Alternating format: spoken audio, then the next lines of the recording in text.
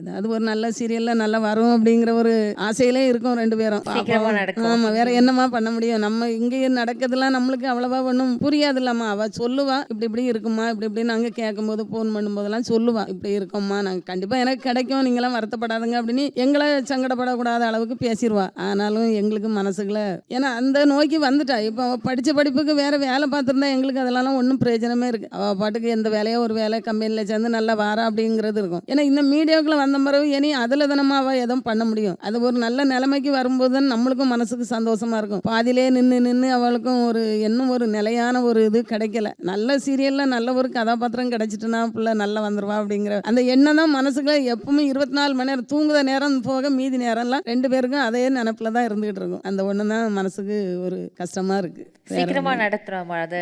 அவங்களுடைய டேலண்ட்க்கு கண்டிப்பா அது நடக்கும். Because she already excelled. அந்த சீரியல்ல நல்ல ஒரு பேர் வாங்கியிருந்தாங்க. நடக்கும் கண்டிப்பா.